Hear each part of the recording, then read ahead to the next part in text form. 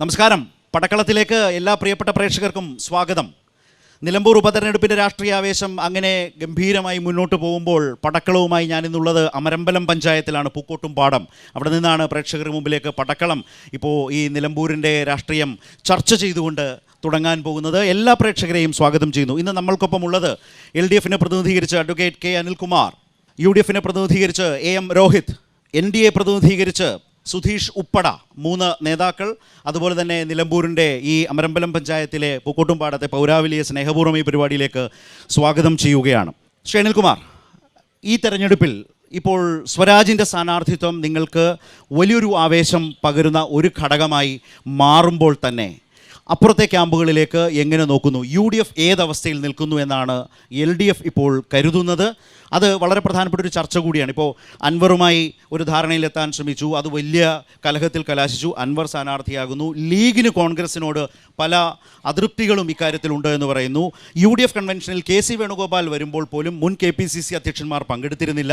പാണക്കാട് തങ്ങൾ പ്രതിനിധി ഉണ്ടായിരുന്നില്ല. സാദിഖ് അലി ഇപ്പോൾ ഉംറയ്ക്ക് പോയിരിക്കുകയാണ്. അബ്ബാസ് അലി തങ്ങളോ മറ്റോ ആണ് അങ്ങനെ ജില്ലയിലുള്ള നേതാവ്, അദ്ദേഹവും പങ്കെടുത്തിട്ടില്ല. ഇങ്ങനെയൊക്കെ വാർത്തകളിൽ നിറയുന്നുണ്ട്.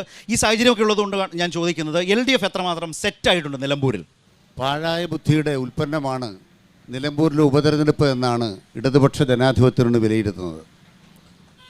LDFൻ്റെ MLA ആയിരുന്ന ഒരാൾ പെട്ടെന്നൊരു ദിവസം പുതിയ ചില ആവശ്യങ്ങളുമായി കടന്നു വരികയാണ്.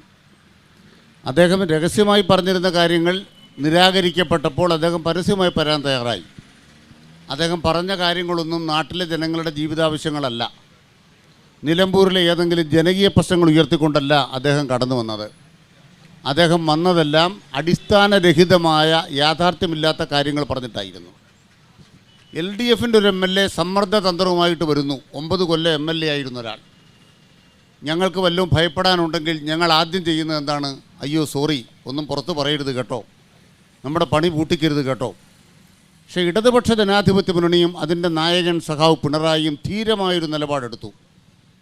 9 കൊല്ലം ഞങ്ങളുടെ കൂട്ടത്തിൽ ഉണ്ടായിരുന്ന ഒരാൾ ഞങ്ങളെ വഞ്ചിച്ച് പുറത്തു പോയാൽ, തുറന്നൊരു യുദ്ധത്തിൽ വന്നാലും ഇടതുപക്ഷ ജനാധിപത്യ മുന്നണി തലകുനിക്കത്തക്ക ഒരു തെറ്റും ഈ കേരളത്തിൽ 9 കൊല്ലം ചെയ്തിട്ടില്ല എന്ന അഭിമാനത്തിൻ്റെ കരുത്തിലാണ് ആ അൻവറിനോട് നേരിട്ട രാഷ്ട്രീയ പോരാട്ടത്തിന് ഞങ്ങൾ തയ്യാറായത്. പക്ഷെ ഞങ്ങളെക്കാൾ കടത്തിവെട്ടി നിലമ്പൂരിലെ ജനങ്ങൾ. ഞങ്ങളുടെ പ്രതീക്ഷയെ, ഇടതുപക്ഷ ജനാധിപത്യ പ്രസ്ഥാനത്തിൻ്റെ പ്രതീക്ഷയെ നിലമ്പൂരിലെ ജനങ്ങൾ കടത്തിവിട്ടി. ഈ നാട്ടിൽ ഇടതുപക്ഷ രാഷ്ട്രീയവുമായി ബന്ധപ്പെട്ട ഒരാൾ പോലും, ഒരു കൊച്ചുകുട്ടി പോലും അൻവറാണു ശരി എന്ന് പറയാനിട വന്നില്ല.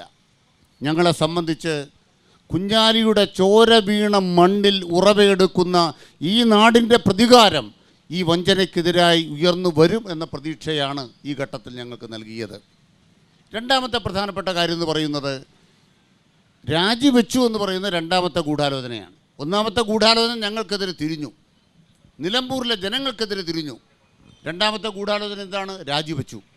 രാജി അൻവർ ഒറ്റയ്ക്കെടുത്ത തീരുമാനമല്ല, അത് കേരളത്തിലെ വലതുപക്ഷ രാഷ്ട്രീയത്തിൻ്റെ ഗൂഢാലോചനയാണ്. ആ ഗൂഢാലോചന എവിടെ വരെ എത്തി? ആ ഗൂഢാലോചന പൂർണ്ണമാകാൻ പറ്റാത്ത വിധം ആ മുന്നണികൾ തിരിച്ചടിയായി. UDFൽ കലഹം, ഇന്ത്യൻ യൂണിയൻ മുസ്ലിം ലീഗും കോൺഗ്രസും തമ്മിൽ നേരിട്ട് പരസ്പരം കലഹിക്കുന്നതിലേക്ക് അൻവറിനെ സംബന്ധിച്ച് കലഹസമാനമായ അന്തരീക്ഷത്തിലേക്ക് എത്തി. അവസാനം സതീശനിസത്തിനെതിരായ യുദ്ധത്തിലേക്ക് അൻവർ പോവുകയും എന്താണ് സതീശനിസമെന്ന് പല ആളുകളും പറയുകയും ചെയ്യുന്ന നില വന്നു. ഗതി കെട്ടപ്പോൾ പകൽ മാന്യന്മാരായി ഖദറുടുത്തു പോയവർ ഖദർ ഉപേക്ഷിച്ച് വ്യാജ വേഷം കെട്ടിക്കൊണ്ട് അൻവറിൻ്റെ കാല് പിടിക്കാൻ പോകുന്നതും നമ്മൾ കണ്ടു. അവസാനം അൻവറിന് എന്ത് പറ്റി? അൻവറുടെ രാഷ്ട്രീയം തലകുത്തി വീണു. BJPക്ക് എന്ത് പറ്റി? BJP പാലക്കാട് മത്സരിക്കുമ്പോൾ 2ാം സ്ഥാനത്തുള്ള ഒരു മുന്നണിയായിരുന്നു. ആ BJP പാലക്കാട് 2ാം സ്ഥാനത്തായതുകൊണ്ട് ന്യൂനപക്ഷങ്ങളും മതനിരപേക്ഷ ശക്തികളും വോട്ട് ചെയ്യുന്നത് UDFനാകണം എന്നായിരുന്നു അവിടുത്തെ സിദ്ധാന്തം. പക്ഷേ ഇവിടെ വന്നപ്പോൾ സ്ഥിതി എന്താണ്?